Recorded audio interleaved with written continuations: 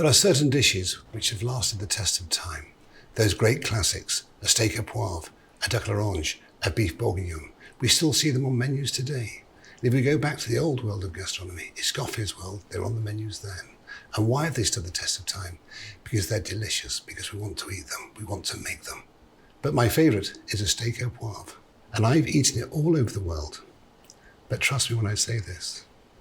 I was taught it when I was a boy of 18 years old at the Box Tree in Ilkley, West Yorkshire. Michael Lawson was the first British chef to ever win 2 stars in Michelin.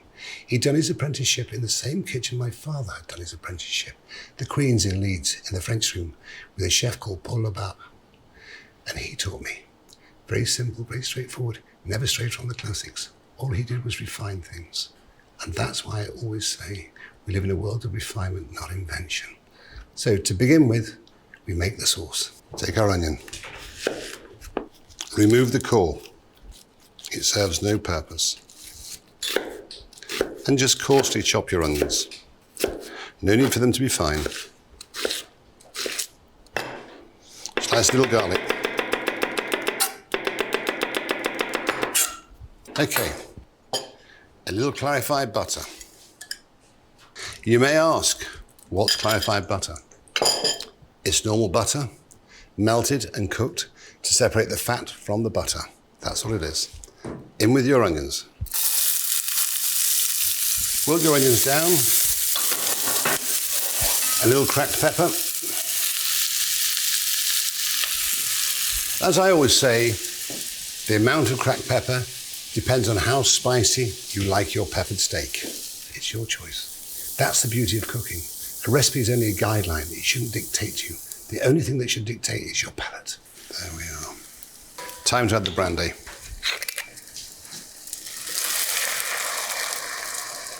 Whenever you add alcohol, like brandy, Madeira, port, to a sauce, if it flames, blow it out immediately. Because all it'll do is scorch the things alongside the pan and within the pan. Just taste the brandy. What I can tell by tasting that the alcohol has now evaporated away, and now I'm reducing it down to get that intensity of flavour of the brandy. What you can see, it's almost syrupy now. Then we just add the cream. Just work it through.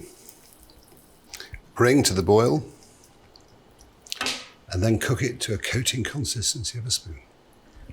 Just bring it down from the edges again.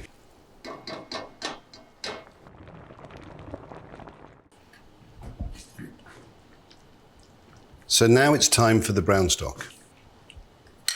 Work that through to create that cafe au lait colour. And then we add a little mustard. A little seasoning, a tad more black pepper, just the infusion.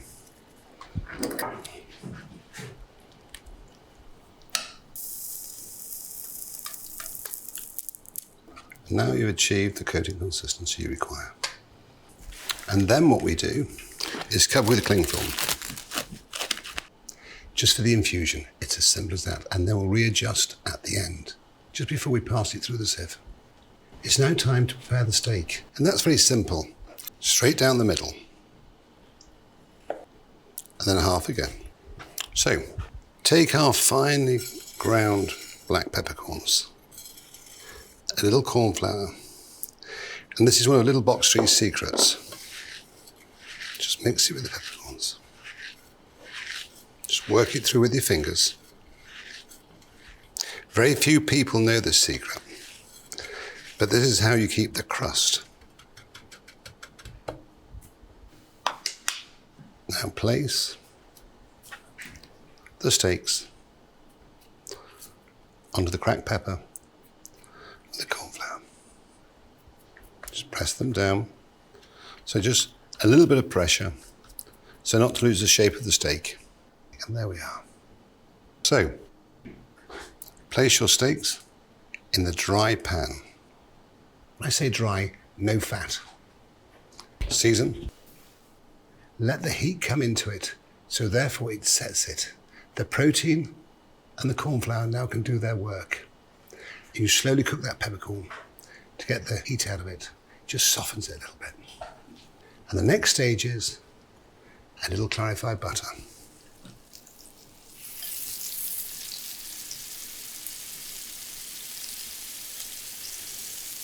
Slowly tilt the pan so it just seeps underneath. So this is the moment of truth. Look at that.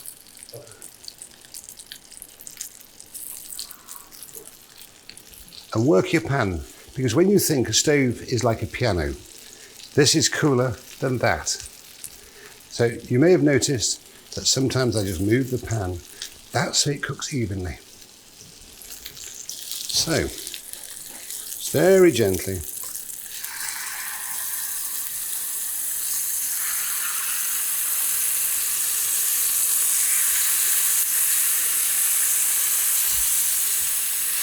Just be very gentle with it. Don't be rough. Use your fingers, not the tongs, because the last thing you want is for that crust to drop away.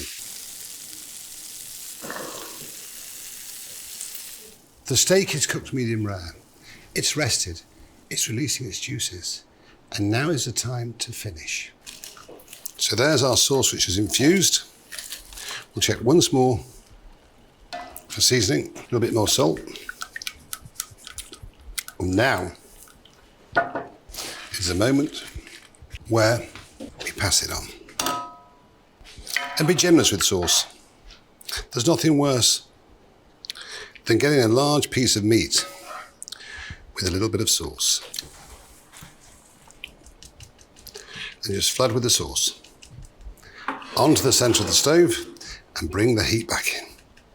So all those juices, which are priceless, are now in the sauce, not left on the plate or in the tray where they've rested. There we are. Just work those sauces through.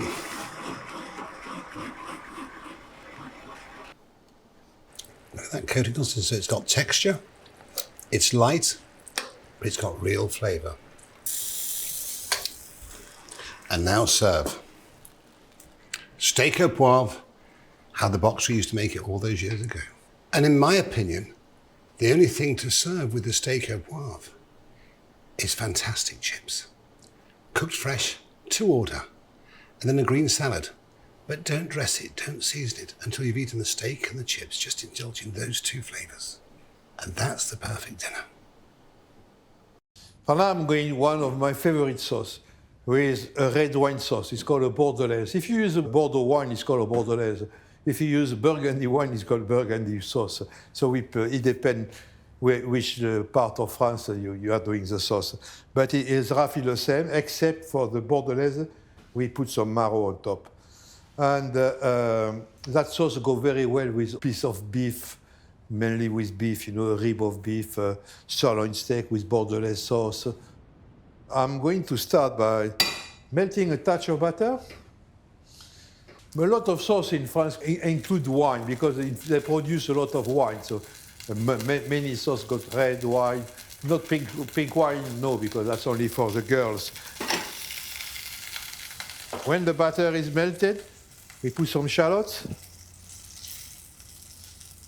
We are going to make those shallots translucent.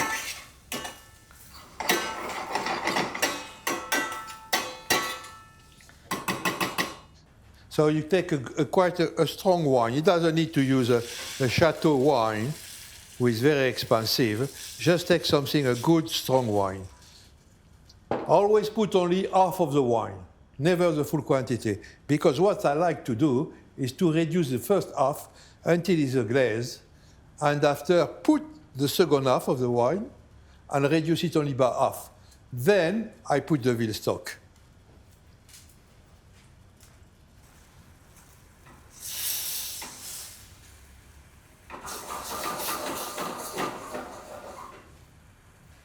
Now you can see it's becoming syrupy. The thing you got to do is make sure it's not to burn the side of the pan, because it will give a bad taste to the sauce. Can you see how syrupy it is now? So now the red wine is reduced enough. I'm going to put a bit of veal stock. That should be okay.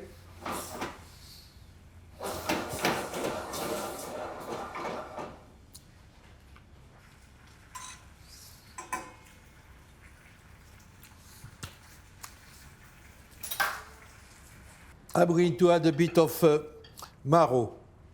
Marrow is a part of the Bordelaise sauce. You cut it the way you like, you know. There I will cut it just like that in rings. Some people will make some dice. It depends. Add the marrow to the sauce. Do not let it cook too long because the marrow will melt. You know, there's a lot of fat in the marrow.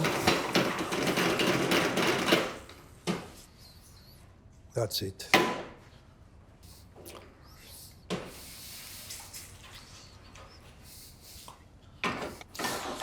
To finish my sauce, I will add a touch of butter, a little nut of butter like that.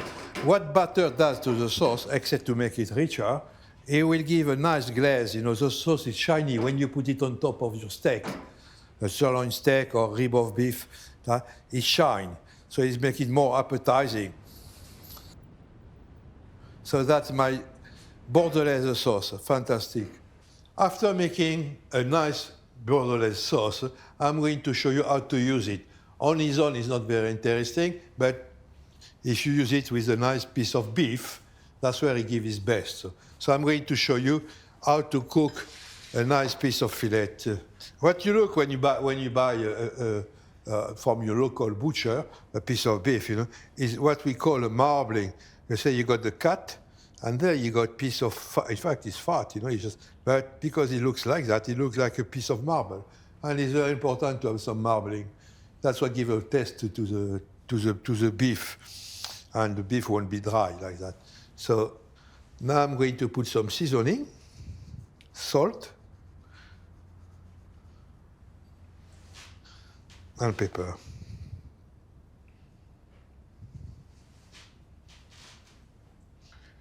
Try to make it stick to the meat, like that.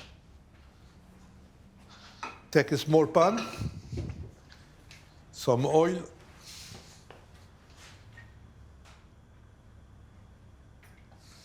don't use a pan with boiling hot because you are going to, from the beginning, you are to create a crust on top of the meat, and the heat will take even more time to go through the meat.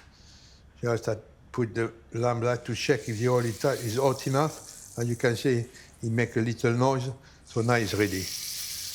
When you cook a tourne-dos, it's important to leave it like that. Some people like to smash it, to flatten it a little bit, to go faster, but I think it's completely stupid, because if you want to do that, while you buy a sirloin steak, it will do the job. A fillet steak should be that size, you know.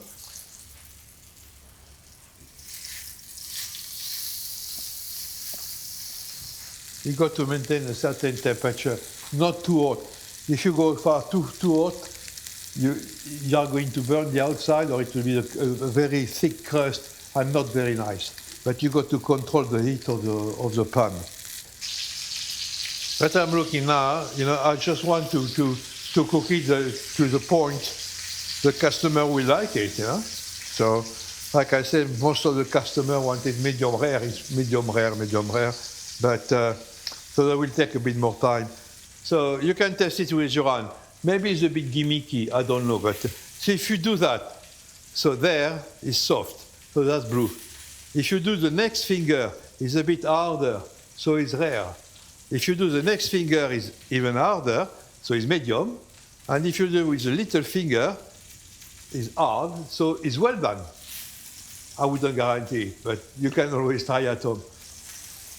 I think that piece of meat is rare, so I'm going to remove it from the pan. And like any piece of meat you cook, you got to give a good rest. If I was cutting the meat now, all the juice will run out of the meat. So it will be good to drink the juice and put the meat in a bin. But by resting it for between 5 and 10 minutes, it gives time to the juice to go all into the fibers. So it will be good.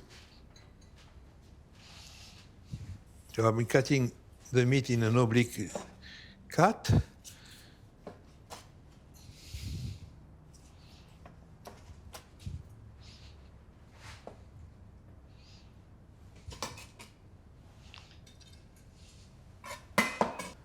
And I'm going to put the sauce. First you put the marrow, who goes on top.